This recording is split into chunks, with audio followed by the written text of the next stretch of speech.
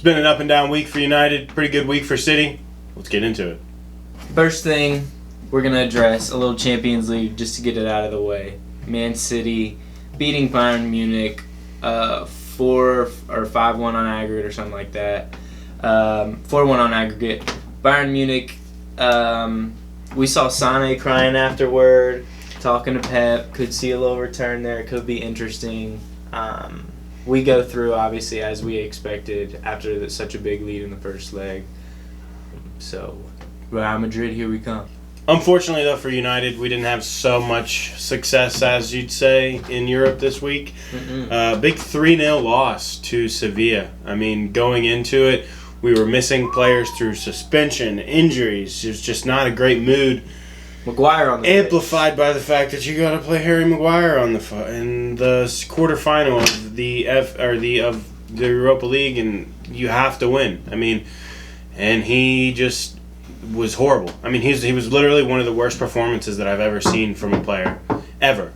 I mean, he gives the ball away for the first goal, doesn't help for the second one. De Gea absolutely shambolic for the third one. I mean, just the game was over in the 10th minute. I mean, and it sucked, and so that's why we're moving past it, and we're going right into the FA Cup.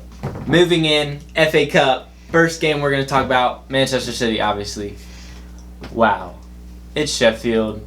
But Sheffield are second in the championship, so they're the 22nd best team in England.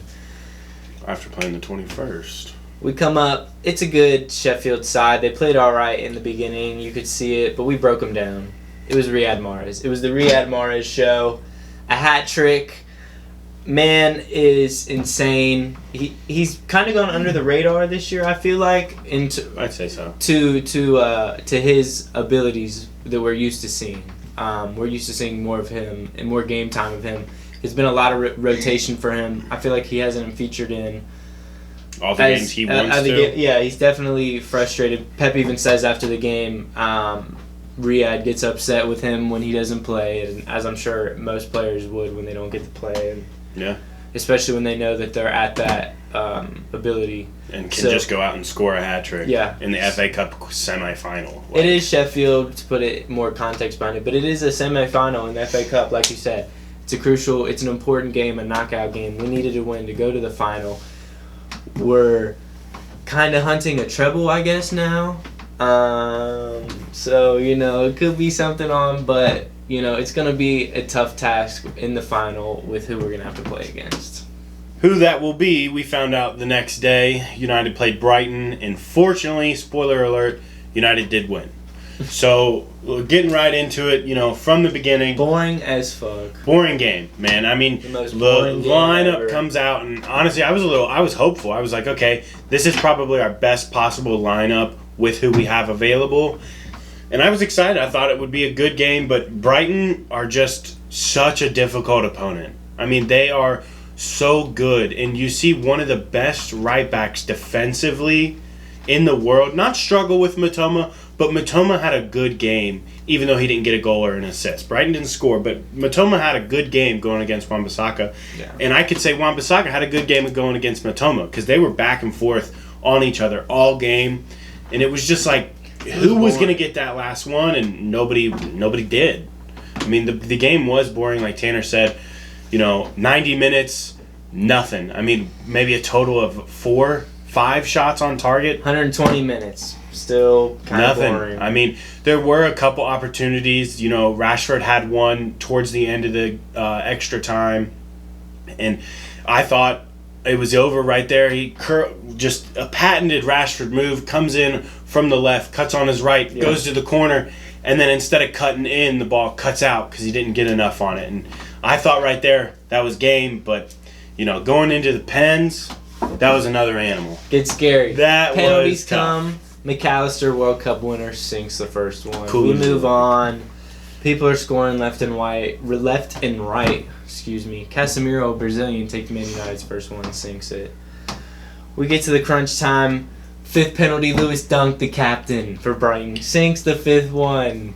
And then we see, me and Trevor are wondering who's going to come take the fifth one for United. Who's going to be that decisive number 5? Sabitzer. Sabitzer. Of all people. I thought it was going to be Weghorst, to be honest, but I think he came up to take the 6th or 7th. And I wasn't worried about Sabitzer, honestly. Coming up, I think he's a pretty cool, calm, been there, done that kind of guy. I mean, you saw it last year with Bayern. Like, obviously he doesn't start every game when he was playing for them last year, but, he was an integral part of that team. So he's usually a pretty cool, calm, collected kind of guy, and I didn't mind it. But that was a tough penalty right there. We move on, and then Brighton missed the pen. It was Webster. Webster fucking walks up. Skies it.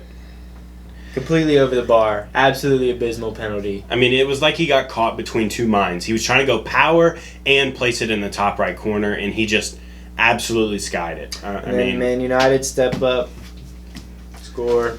Glory, Man United, man. Lindelof puts it in the bottom right. The Iceman. Goalie's bottom left. Shout out. He had a good game.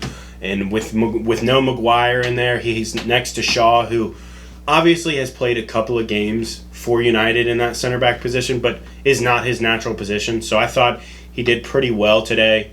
Kept a clean sheet, obviously. Yeah. They really held it down at the back, but he had to be, a difference maker. And he was, and then especially with that last penalty, just putting it away. So we do see the final being a Manchester derby. It's going to be Man U versus Man City. It's going to be an insane game. Obviously, I'm taking Man City. Trevin would obviously I'm taking United.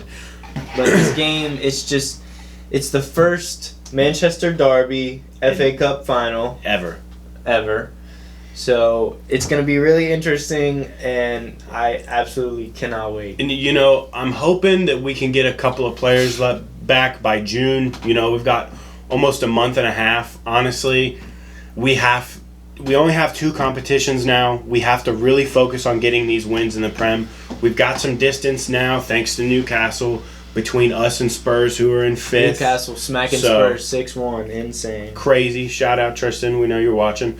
But, I mean, the fact that we've got that buffer helps us. So now we can not rest players. We can't rest players by any means. We don't have any players to rest. Yeah, exactly. But maybe rotate a little bit. Make sure our injured players can stay off the field with that buffer there. So, Varane, I'm looking at you. You better be back because I don't have confidence going in. Yeah, he's done. He's done for the season pretty much. Yeah, he broke his foot. I mean, he's not coming back. So, Maguire and Lindelof is not my ideal center back pairing against the robot. Maguire and Varane. That would be Luke Shaw and Varane, or Lindelof and Varane. But we'll let you know everything that happens. We know you'll be back in June, and along the way, we'll see you.